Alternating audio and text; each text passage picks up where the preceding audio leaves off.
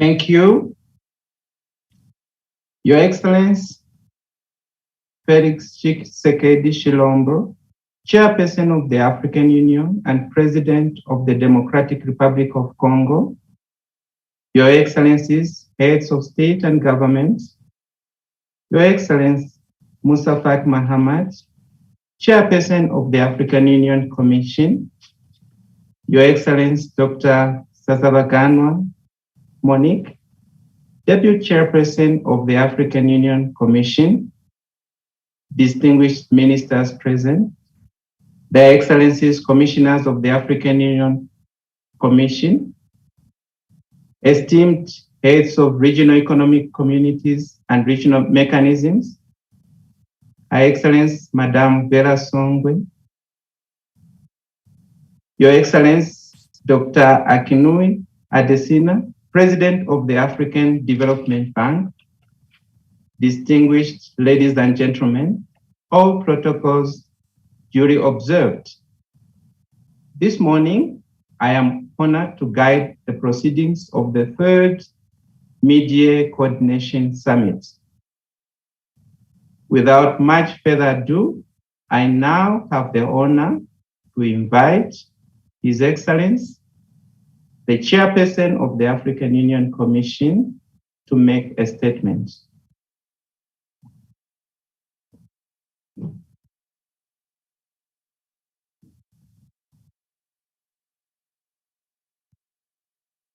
Please give the floor back to the Acting Secretary to the Commission. Thank you, Your Excellency, Chairperson of the Commission. You're very correct.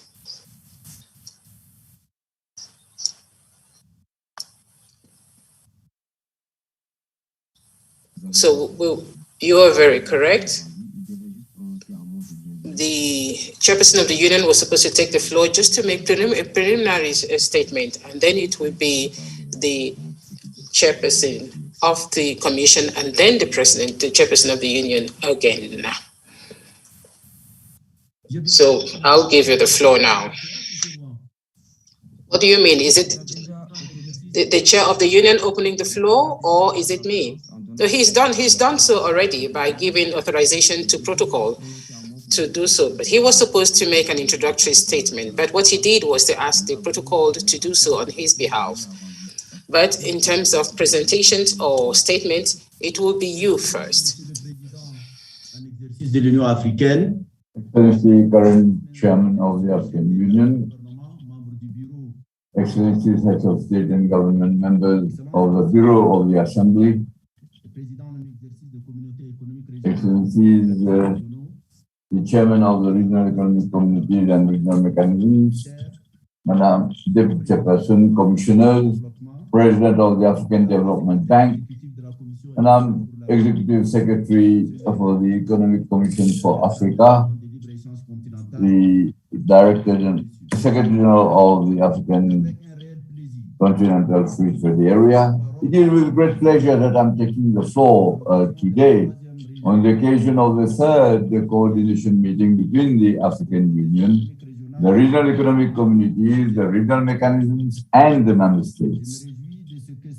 I welcome the fact that this coordination meeting, which is the outcome of the institutional reform of the African Union, is gradually forming part of the landscape of our various organizations and programs. This meeting, which has become a statutory meeting, is a single forum for the exchange of views between the members of the Bureau of the Assembly and the Chief Executive and the Chairman of the Regional Economic Community. The first as well as the second is being held in a virtual monthly. Just like the second one is, this meeting is being held virtually. We are facing multifaceted problems, big problems in the health, political and security issues. At the health level, although the continent is less affected than other parts of the world, Africa continues to confront the cruel effects of COVID-19 for almost 2 years now. I would like to reiterate our appreciation for the work accomplished by our champion in the fight against COVID-19, President Cyril Ramaphosa. In spite of the considerable efforts made by the African Union and the member states in sensitizing the peoples against this scourge, we have been observing for some time now here and there that we are sort of relaxing the precautionary measures, and therefore there is even reluctance and resistance to vaccination.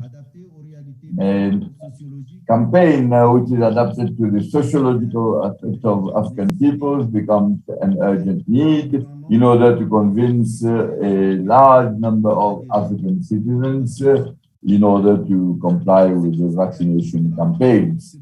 The consequence of the pandemic on our economy is not to be overemphasized.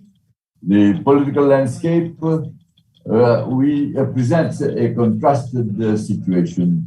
If we have the confirmation of democracy in certain parts through the organization of pluralistic elections, in other parts of the region we see a setback with the unconstitutional change of government. This swing of the pendulum is a source of concern. The African Union systematically supports the regional initiatives according to the principle of subsidiarity. Here, the African Union supports the electoral processes through the election observation missions.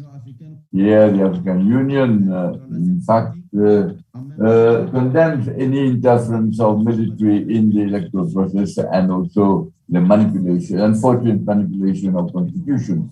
In the face of this situation, we need to have more robust systems in order to comfort and beef up our fragile democracy.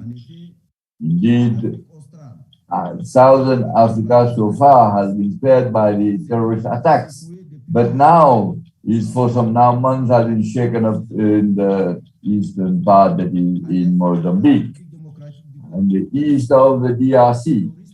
The terrorist groups and the negative forces continue to prevail and to operate. The situation in Sahel remains a concern.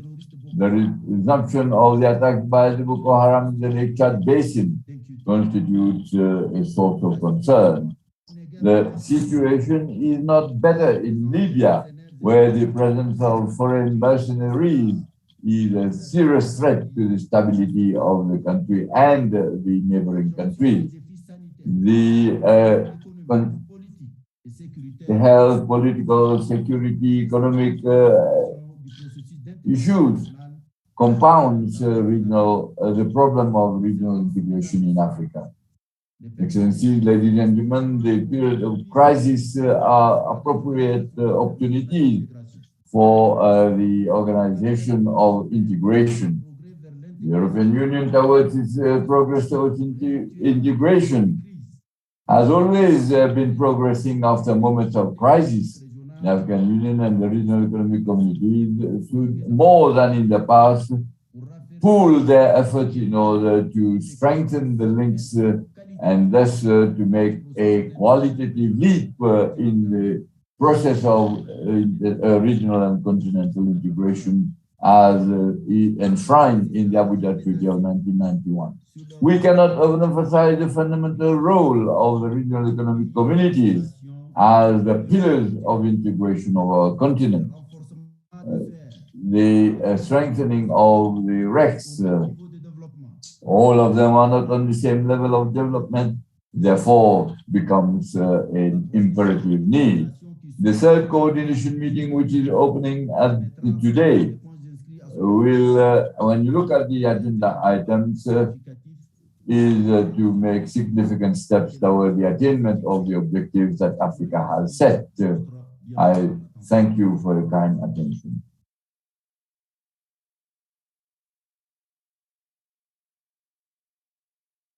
Merci, Excellence, Monsieur le Président de la Commission. Nous avons l'honneur d'inviter Son Excellence Félix. We have the honor to invite His Excellency President Felix Tshisekedi Chairperson of the African Union and President of the Democratic Republic of Congo, to give his opening statement.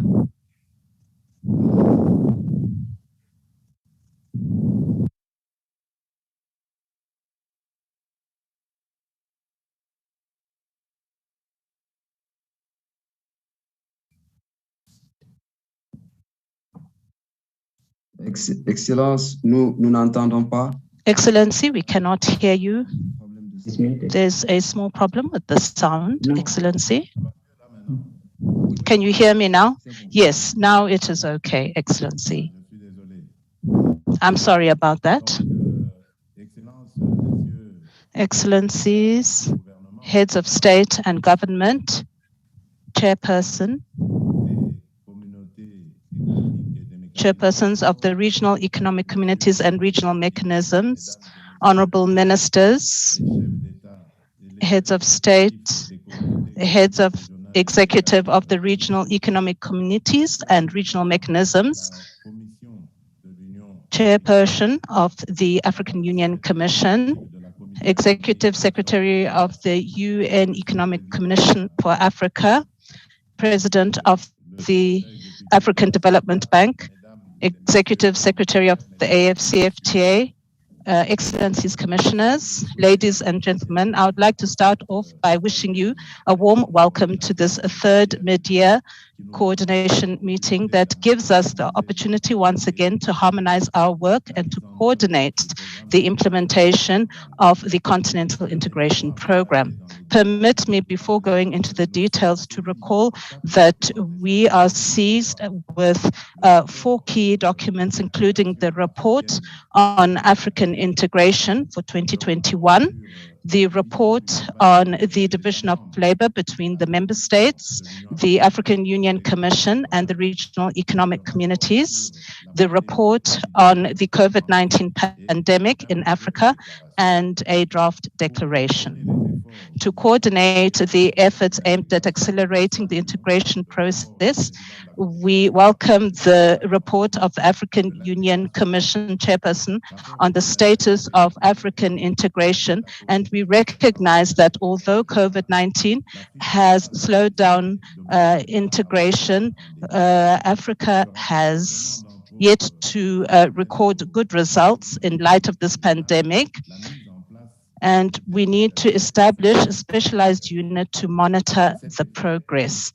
In this regard, the ratification of the protocol of the Treaty on the Establishment of the Regional Economic Communities on the Free Movement of Persons, the right of establishment, right of residence, and the establishment of a customs union depends upon priorities while welcoming the entry into force of the AFCFTA.